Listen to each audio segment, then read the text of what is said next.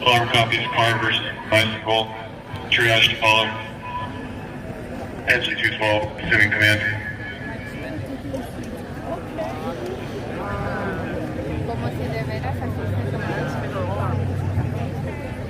Hello, Skyline High School students. The vehicle, and they're counting the number of patients and determining their level of injury.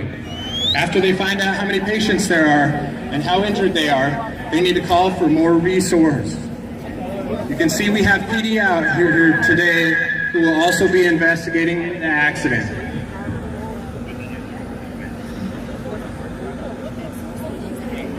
Our crews have pulled a protection line because oftentimes when cars are involved in significant accidents, they catch on fire or they can explode. So our crews stretch a hose line immediately to protect the occupants of the vehicle and the first responders. I don't know if all of you are aware, but while driving 55 miles an hour, if you send a text that takes 4.5 to 5 seconds, you will have covered 100 yards. So what this means, while you're sending that text and not looking at the road, you will have covered an entire football field. That is extremely dangerous. You must keep your eyes on the road. When you crash and hurt somebody, it's not just yourself. It's your family, it's your friends, it's someone else's family. Today a bicycle rider was killed. She flew from her bike and went into the front windshield. She has a mom, a dad, a sister, and a brother. A whole community that are going to be crushed by what happened to her. The driver will never forget what they did. You guys must understand that you have to keep your eyes on the road. If you're driving, you're responsible for everyone's life in the community, in your car, your family, and your friends. The car is not a toy. Many, many lives are taken every day from automobile accidents. We always talk about seatbelts. Seatbelts are extremely important. I've been on several car accidents, and almost every time, the windows will blow out of the vehicle. When the windows blow out of the vehicle, you can fly right out the window. Your seatbelt is imperative to keeping you safe. Sometimes we ride around in a car and we feel like we're in a closed box and we're safe. Remember, you're only surrounded by glass.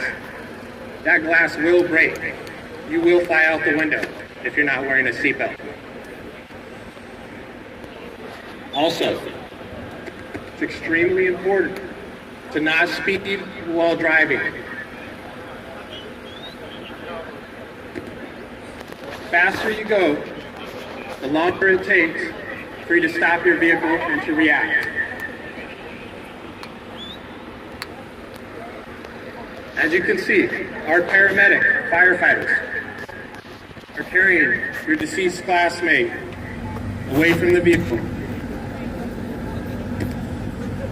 People in the car, the driver, they will never forget what happened today. Neither will their family. First responders see this all the time. And we don't want to see this. We don't want it to happen to you.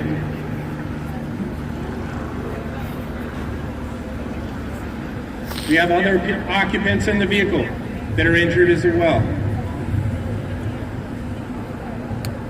As our crews make their way and they treat the most severely injured, they will ultimately get to the person in the back seat that's not as injured. But that person has been watching this whole incident unfold. They've watched their friends injured, crying, covered in broken glass, asking for help, but just having to wait. The firefighters and the paramedics can help them. A lot of us think it can't happen to us.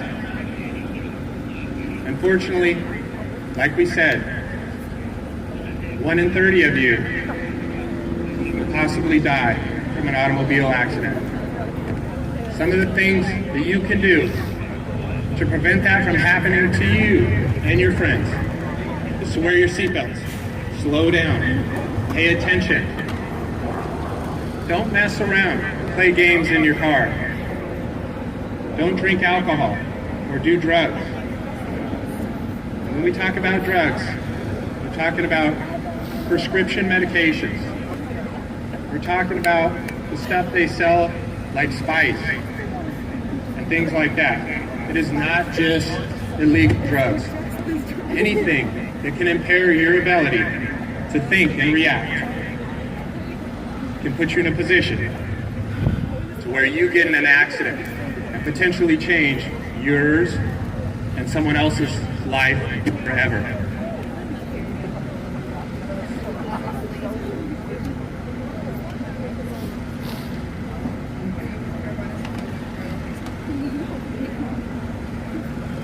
They're really gonna land a helicopter.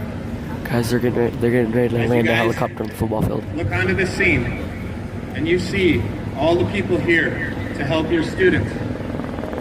You will see there's a helicopter coming as well. We use helicopters to fly patients away that are severely injured and need to go to a hospital far away.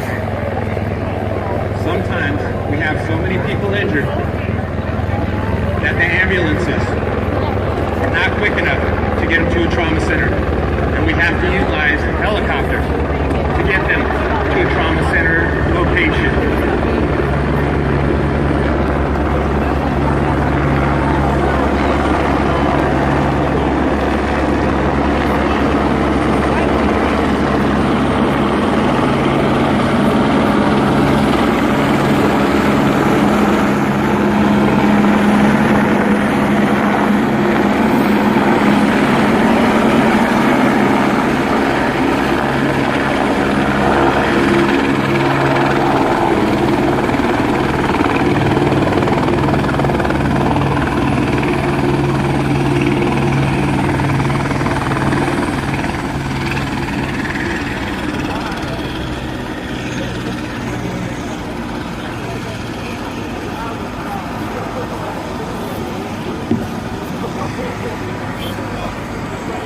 I wonder sometimes, do you guys even know what the leading cause of death is for teenagers in the United States?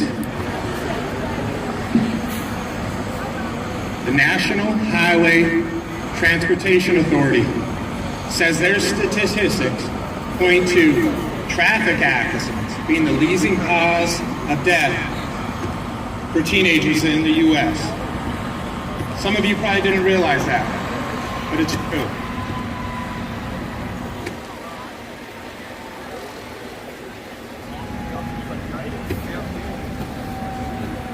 Young adults, 15 to 23-year-olds, are 23 times more likely to crash in their vehicle if they're texting.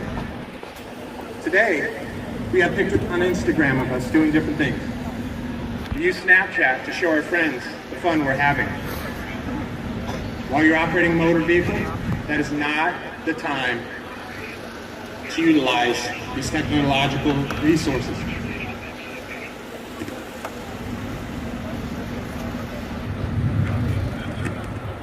You can see right now, our fire and medical crews are using the jaws of life to cut the metal, the steel that are wrapped around these students and have them trapped in their vehicle that they cannot escape from. They're sitting there waiting in pain, agony. They're scared. They just want the firefighters to get them out. But it takes time. We have to cut through metal, steel, hardened materials that are designed to keep you safe. We have to try to cut through those to get you out. I've seen many people not wearing seatbelts that fly under the dash of their vehicle and get smashed and trapped under the dash by the foot and gas pedal. We have to cut the car apart and spread the car open to pull them out of the car. Imagine how that would feel being trapped in your vehicle, unable to get out, waiting for somebody to help you.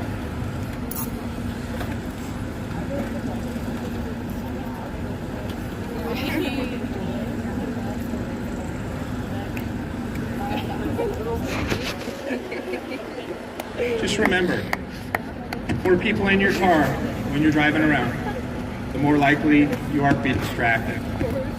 Statistics show the driver isn't always responsible for the distraction. Oftentimes, it's their friends or the passengers in the vehicle. So those of you that are the passengers, the friends, that got a ride to lunch, got a ride home from your friend today, you're responsible as much as the driver to make sure that driver watches the road. Don't mess with them. Play games. Do stuff to distract them, because they're responsible for your life and your safety. It's a team effort. All of you in the car contribute to the safety as you guys go to your different locations. I know how amazing it is to have your own vehicle and to be able to take your friends places. But if you get in a significant crash, total your vehicle, hurt your friends, you'll never forget that. And you may never get another car for several years. And then when you do get another car, you're probably going to be afraid to drive it because of what happened before. So pay attention, slow down, keep your eyes on the road, stay off your phone.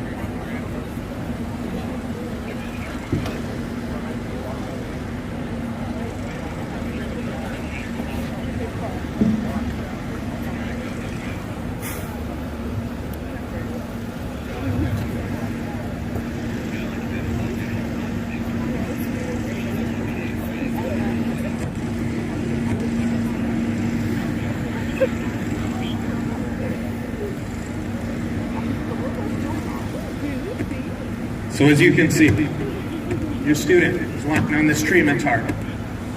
You need to have neck braces, C-spine.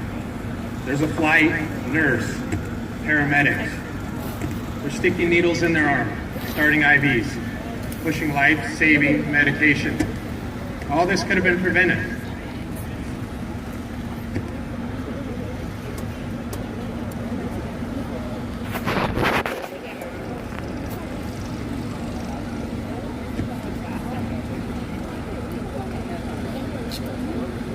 One patient after another comes out of the vehicle.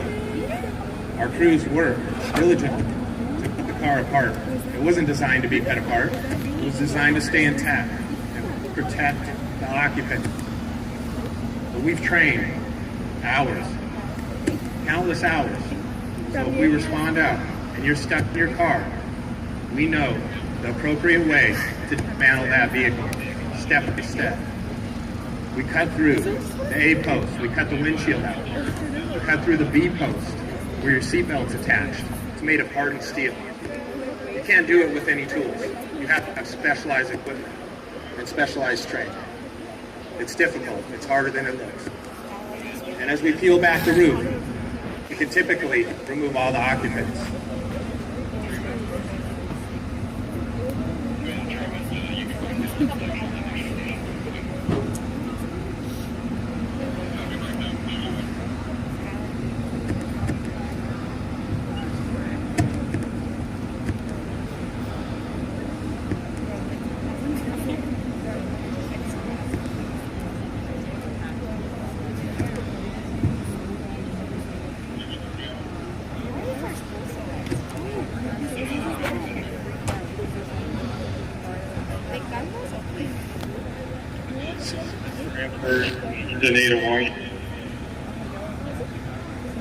Okay, so what we do, we get everybody out of the vehicle.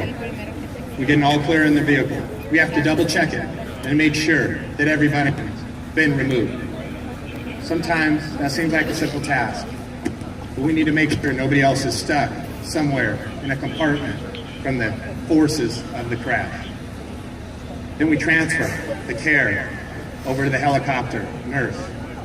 Do life-saving interventions in the air, trying to get them to the hospital as quickly as possible.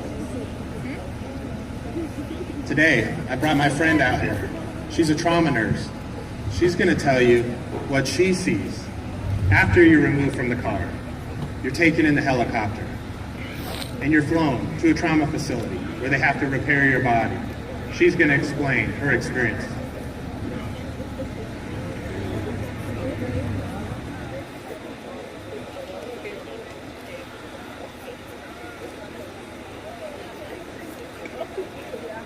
Hi, my name is Tracy. We learn to work with distractions like this. We are at Maricopa Medical Center waiting for this patient. We're gowned up because we don't want your blood all over our bodies. Jaden will be brought to us by a helicopter. We will get a notice that he's coming. When the helicopter lands, they will bring him in the emergency room where we are waiting. Hopefully we don't have a bunch of other patients at that time. Jaden comes into the emergency room and one of us starts cutting his clothes off. One of us looks to see if he has IV access. And one person is looking for injuries. So you have a bunch of people that look like this in gowns, looking over your body. If you're awake and alert, it'll look crazy. We're used to seeing blood and guts. That's normal for us. What hurts more is when your family and friends come in and screaming and crying, and they want to see you. We can't let them see you. We have to work on the patient to see if we can save him. So Jaden has a head injury. He also has a right arm that's bleeding really bad. It looks partially amputated. And we're gonna put on this tourniquet to try to save it. If we can't save the arm, that's okay. You can live without an arm, and hopefully this will save your life because we have to stop the bleeding.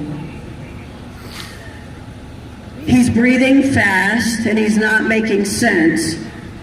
So the doctor wants to go ahead and put a tube in his throat, and we'll breathe for you. We can do that. You won't be able to talk.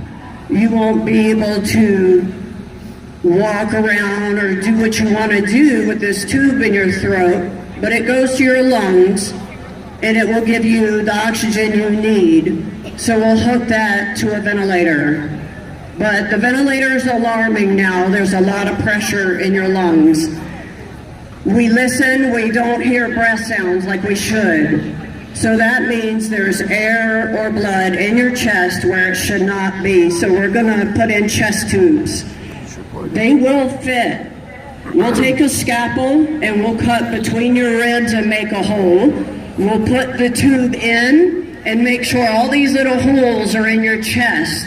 It's to make the air get back in your lungs where it should be and not be in the chest. It's gonna hurt if we haven't given you pain medicine already. Sorry about that, but in order to live, you have to have a chest tube, and we are gonna do one on the other side as well. You want pain medicine, if your blood pressure is good enough, we'll give you some. But you still have bleeding to your right leg.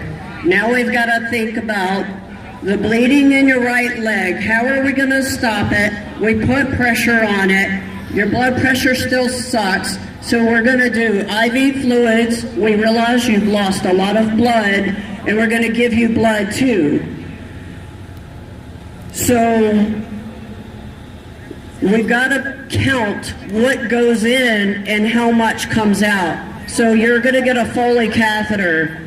Sorry, Jaden, we have to put a catheter in your bladder because this is the way we see if we've given you enough fluid and your kidneys are working. So we have to find urine. This tube will go in his penis and it will drain the blood. And it's going to stay there so that we know you are getting better. Your family still wants to come see you, but you're not well enough. We'll get you from the trauma room, and in this case, we're going to the operating room. We go to the operating room and repair what we can. Sometimes broken bones are fixed 2 and 3 days later. Don't know why that happened. Stand by. If you can still hear me, perfect. I'm gonna send Jaden after the operating room to ICU. Is this better? It sounds the same. That's okay. He's not gonna look the She's same. recording His face something, is gonna be swollen. He's gonna still have probably some blood. We try to get it all off, but making you pretty is not the goal. Saving your life is the goal. So he will stay in ICU, some people for a week, some people for months, some people for 3 months before they can leave or unfortunately die if it was too late when they got to us. If he has a spinal cord injury, he may not be able to walk again. Don't blame us. We work with what you brought us, what came to the hospital. No one in the hospital put anyone in that car. That was your decision. We try our best to stop bleeding, to breathe for you, to give you medicine to make you comfortable or save your life. But we didn't make the decision to cause whatever trauma that you had before you came to the trauma center. So hopefully, Jaden looks like one of 2 patients or 3 that lived in this situation. I can't help the one that died. We can resuscitate. We cannot resurrect. So Mike from the police department is going to talk to you now about his role. We'll keep taking care of the patient until they die or get better. Good morning, my name is Officer Coons. I'm assigned to the traffic unit here in Mesa. We have a couple different roles when it comes to a collision scene like this. We'll have one officer or more deal with a collision portion of the scene. We have to investigate what caused the crash. We can determine speeds of vehicles, direction of travel of these vehicles. We'll have another officer, Officer Sway over here. He is one of the 4 officers assigned to the traffic unit that is a drug recognition expert instructor. His responsibility is to check for impairment on the driver. As he was talking to this driver, found out after, obviously she was distracted and caused this collision, but she was having trouble sleeping last night, and she decided to smoke a bowl of marijuana. Then she was driving this morning, and guess what? She's still under the influence. So he sees signs and symptoms right now, and he's going to run her through field sobriety tests to determine whether or not she is under the influence. Officer Tanner over here, as he's investigating the collision scene, is actually going to help a medical examiner, as you saw, put the body in a body bag. Now he's complete with that. He's going to come back here and he's going to diagram. The diagram for us is we can come back and reconstruct this collision later on.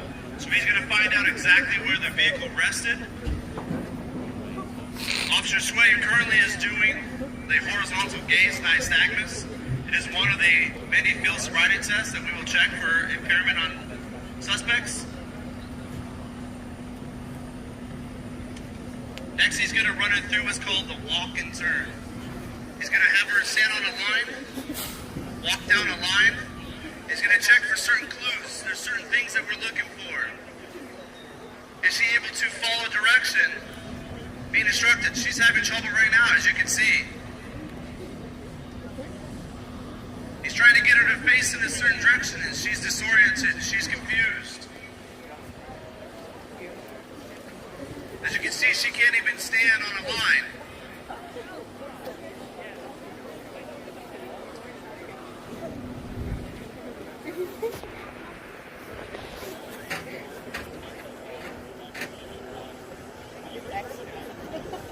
So as of right now, we're seeing exactly what you are.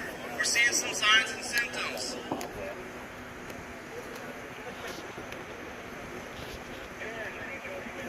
The big thing we get about marijuana is, well, I smoked it last night. I no longer feel high. That's probably true. The feeling of being high doesn't last but a few hours. But but being impaired can last up to 24 hours. So even though she smoked last night, she's having problems right now.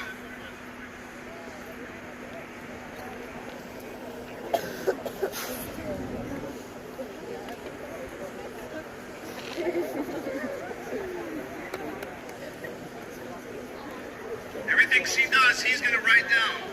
Every time she doesn't touch heel to toe on her feet. She doesn't keep her hands down to her side. She can't walk on the line. He's writing how fast she's doing these field sobriety tests. All these are, we document. At this point, we're just looking at the DUI. But we already have one dead person. We have another person to take her away. We take her down to our main station, which is downtown Mesa. That's where we process people for DUI. That portion is done. And for us, we still have to continue on with this collision scene. That could take hours. We shut down the road, and we'll actually determine what happened. We'll call out a specialized team.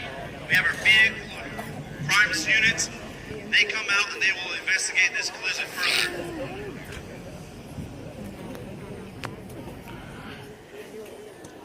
I'm going to turn this over to Principal Brennan. Thank you, officer. If you're like me, my stomach was tight. My palms were a little sweaty. It was very... Sorry I didn't start my vlog, guys, but that probably makes up. So I did start my vlog earlier when I was showing you the video. That was actually pretty cool. But yeah, they had a Fox 10 reporter there. They had right now I'm at school, but this all happened at school too. But they had a Fox News reporter. They had a helicopter. They had 2 fire trucks. They had an ambulance. They had motorcycle cops. They had a regular cop.